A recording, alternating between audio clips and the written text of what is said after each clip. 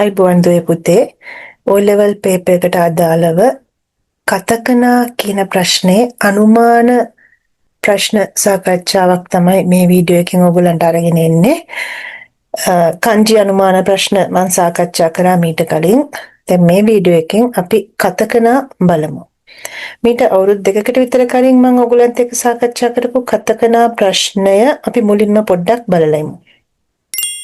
හරි පුතාලට මෙතන තියෙන්නේ 2016 ඉඳලා 2021 වෙනකන් O level paper එකේ ආපු කතකනා වචන 12ක් වෙනවනේ මේ 12 තමයි මෙතන තියෙන්නේ. ඒතකොට 2022 තමයි අනුමාන කරලා අපි මේ කලින් වීඩියෝ එකේ 2021 වෙනකන් තිබ්බේ. හරි.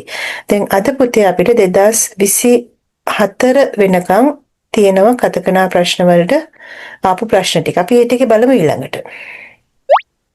හරි. දැන් පේනවා 2016 17 18 19 20 21 22 23 24 කියන අවුරුදු 9ක පාස් පේපර්ස් වල කතකනා ප්‍රශ්නේ මෙතන තියෙනවා පුතේ. හරි. එතකොට මේකේ එක එක කාණ්ඩවලට අයත් කොටස් ටික මම එකම වර්ණයකින් දාලා තියෙනවා. මම පොඩ්ඩක් පැහැදිලි කරන්නම්. දැන් මෙතන 2016 මුල්ම තියෙන සක්කා. ඒ කියන්නේ ස්පෝර්ට්ස් ක්‍රීඩා කියන කොටස මම මේ දම් පාටින් දාලා තියෙනවා. ඒ වගේ තක්ෂී තියෙනවා වාහන වලට අදාළව තියෙනවා නම් මම ඒ ටික දාලා තියෙන්නේ මේ පාටින්. තක්ෂී තියෙනවා. ඊට පස්සේ තව තිබ්බා අපිට සුරී විරා තිබ්බා. බයිකු ඒ වගේ තියෙනවානේ. හරි. ඊට පස්සේ ගේ ඇතුලේ තියෙන බඩු භාණ්ඩ වලට බෑග් එක ඇතුලේ තියෙන දේවල් අන්න ඒවා මේ කාණ්ඩෙන් එයාකොන් නෝතෝ අනිමේ කැමරා ඒ වගේ දැම්මා. ඊට පස්සේ මේ කොළ පාටින් දැම්මා රටවල් ටික සහ නගර. ආහාර තමයි මේ නිල් පාට. කහ පාටින් දැම්මේ පුතේ ස්ථාන. කෆේ, දෙපාතෝ, රෙස්ටොරන්ට්, shopping ගුමෝරු ඒ වගේ තමයි දැම්මේ. හරි. තව ඊට පස්සේ එකම වචනේ දෙපාරක් ඉදනම් බයෝරින් ඒ වගේ මම වෙනම පාටවලුත් දැම්මා. හරි. තෙරෙබි ගේමු ඒ වගේ දැම්මා. හරි. CD පුරේ අවස්ථා දෙකක යෙදලා තිබ්බා. ඒ දෙකක් දැම්මා. ওই විදිහට තමයි දැන් මේ ටික වර්ණ ගන්නවලා පොඩ්ඩක් අවබෝධයක් ගන්න තමයි මේ එක එක පාට දැම්මේ.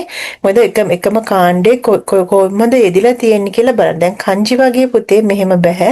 දැන් මේ කාණ්ඩයක් ඇතුලේ වචන ගොඩාක් අපිට තියෙනවා.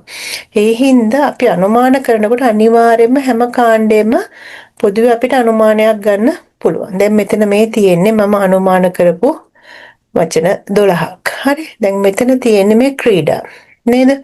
පුතාලට මතක ඇති ලෙසන් 47 පාඩම මම ඔයගලන්ට කිව්වා අනිවාර්යයෙන්ම ඒකේ කතකනා වචන ගොඩක් තියෙනවා. දැන් මෙතන බලන්නකෝ ජෙත්ත කොස්තා කෝසුතා ඒ වගේ වෝතා රයිදෝ මේවා ටෙක්ස්ට් බුක් එකට අදාළයි. නමුත් භාවිතයේ වෙන්නේ එකම එක තැනක විතරයි.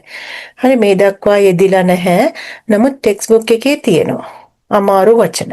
අනිවාර්යෙන් පාඩම් කරගන්න. තව බසුකෙත්ත බෝරු යෙදිලා තිබ්බේ බසුකෙත්ත බෝරු 2018 තමයි යෙදිලා තියෙන්නේ. දැන් බදුමින්තොන් සක්කා නෙත්ත බෝරු ඒ වගේ යෙදෙනවා. දැන් ගිය අවුරුද්දේ අපිට බෝරින්ගු කියන වචනේ තිබ්බා. දැන් බෝරින්ගු කියන එක සිලබස් එකට අදාළ නැහැ කියලා හිතන දරුවොත් ඉන්න පුළුවන්. නෑ. තියෙනවා ටෙක්ස්ට් බුක් එකේ මේ වචනේ. හින්දා බෝරින්ගු එක දන්නේ නැති දරුවොත් ඉන්න පුළුවන් වෙන්නේ නැතිනේ. ඒකෙම තව තිබ්බා ෂී ෆූඩෝ කියන එකත්. ඒක මේ මොන අවුරුද්දේද මෙන්න මෙතන 23 සී ෆුඩ්ස් ඒකත් තිබ්බේ ලෙසන් අර 44 පාඩමේම තමයි අන්තිමට වගේ තමයි මේ වචන සෙට් එකෙම තිබ්බේනේ සී ෆුඩ් එකත් කැම වර්ග වලට අදාළ හින්දා මම ඒ වර්ණෙන් දාලා තියෙන බෝරින්ගු ජෙට්ටෝ කෝස්තා වෝටරයිඩෝ ඒ වගේනේ shopping මෝරු වචනේ දිගයි පුතේ දෙපාතෝ ඒ දෙකෙන් එකක් දාන්න පුළුවන් ක්‍රීඩා අනිවාර්යයෙන්ම මේ ටික අදාළයි. හරි එතකොට පුස්තා කියන වචනය මීට කලින් යෙදලා තිබ්බේ අපිට 2017. මේ තියෙන 2017 පුස්තා කියන වචනේ යෙදලා තියෙනවා. එහෙනම් මම ආයෙ නැවතත් මේක මෙතෙන්ටත් මට දාන්න හිතුණා. හරි කොම්පියුටර් කියන එකත් සාමාන්‍යයෙන් දරුවෙකුට ලියන්නකට වරදින්න සම්භාවිතාවය වැඩි. එහෙනම් ඒකත් හොඳට මතක තියාගන්න. 2020 සහ 17 18 කියන අවුරුදු තුනේම යෙදිලා තියෙනවා. නෙත්තබෝරු මේ ක්‍රීඩා නම් පුතේ ඉතින් අනිවාර්යෙන් ක්‍රීඩා ගොඩක් තියෙනවනේ කතකන. ඒ හින්දා ඒ ටික බලා ගන්න ඕනේ.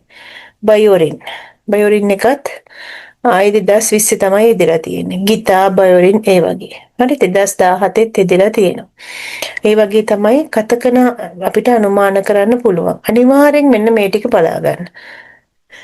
ජෙට්ටෝ කෝස්තා, වෝතාරයිඩෝ, බසුකෙට්ටෝ බෝරු. අනිත් එක ෂී ෆූඩෝ. නේ අපිට අර ඒ ටික පුතේ අමාරු වචන කතකන කොහොමත් දැන් දීර්ඝ කිරීම අඩු වුණොත් තෙන් දාන එක අඩු වුණොත් කතකන සම්පූර්ණ වචනයක් වෙන්නේ නැහනේ. දැන් කතකනා කියන එක පරාසය වැඩි. අපිට අනුමාන කරන්න කොහොමදවත් ඒකේ අමාරුයි ඇත්තටම. දැන් පුතාලා ක්‍රීඩා වලට අදාළව බලා ගන්න. ඊට පස්සේ කෑම බීම තියෙනවා ඒව බලා ගන්න. නේ ඉතින් ඒ පොදු කාණ්ඩනේ. ඊට පස්සේ මේ ජෆුනා, පරි, රොන්දොන්, රටවල් සහ නගර ඒවත් තියෙනවා. ඒ ටික බලා ගන්න. ඊට පස්සේ මේ ස්ථාන රෙස්තොරන්, කෆේ, දෙපාතෝ, shopping මෝරු ඒ වගේ තියෙනවානේ. ඒ ටික බලා ගන්න. ඊළඟට මේවා කැමරා, ගිටාර්. දැන් මම බයෝරින් එක මෙතනින් වෙනස් කරා. ඒකත් එක කාණ්ඩයට අයිති වෙන්නේ. බයෝරින්, ගිටාර්, බෙද්දෝ ඒ වගේ නේද? ඊට පස්සේ කෑම ಜಾති ටික fried potato, hamburger, fried chicken, සන්ඩ්විච්, ජූසු, පන්, කෝහි නේ ඒ වගේ චොකොරේටෝ ඒ වගේ කෑම කාණ්ඩෙත් කෑම ගොඩේ ගොඩක් කතකනා වචන අපිට හම්බ වුණා. දැන් මේ ඔක්කොම ටෙක්ස්ට් බුක් එකට අදාළ වචන ටිකනේ පුතේ තියෙන්නේ නේද? ඊට පස්සේ රැකියා ගැන මේ ඩිසයිනර් තව හිටියා. තව කොහෙද ඉන්නේ? මේ කලයේකේ මෙතන ඩිසයිනර්, එන්ජිනියර් ඒ වගේ මෙතන මියුජිෂන් වෘත්තිය රැකියා මියුජිෂන් ෂෙෆු එහෙම නැත්නම් මෙතන කොක්කු කියලා දාලා තියෙන පුතේ කුක් කියන අර්ථය. ෆ්‍රයිතෝ අතෙන්දන්තෝ මේ එක එක රැකියා ක්ෂේත්‍ර ගැනත් ජොබ්ස් ගැනත් අපිට තියෙනවා. ඉතින් ඒ ටිකත් මම එතන එක වචනයක්වත් අදාළ කරගත්තේ නැහැ. නමුත් මේවා එන්න බැරි කමක් නෑ. අපිට අනුමානනේ පුතේ කරන්න පුළුවන්. අපි දන්නේ නැහැනේ මොන වචන මේ අවුරුද්දේ දෙනවද කියන එක.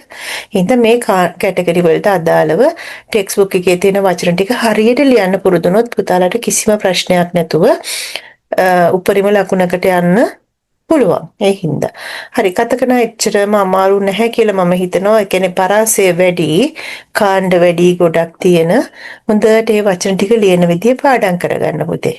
නේද? සුරීවිරා කියන වචනේ තිබ්බා. 2023. හරි. ඒකේ රී අකුර සහ රා අකුර දීර්ඝ. සුරීවිරා ලියන විදිය ටිකක් අමාරුයි. ඒ වගේ පික්චර් එක આવොත් ට්‍රිවිල් එක හරියට වචන ලියන්න පුළුවන් වෙන්න ඕනේ. මේ එකකවත් වචන අපිට දෙන්නේ නැහැනේ පුතේ. පින්තූරේ විතරනේ දෙන්නේ. අපි කතකනා වචනේ හදලා ජපන් වලට කතකනා අකුරෙන් ලියන්නනේ තියෙන්නේ. ඒ හින්දා වැරදින්න තියෙන සම්භාවිතාවය ගොඩක් වැඩි. හොඳට මතක තියාගන්න එක.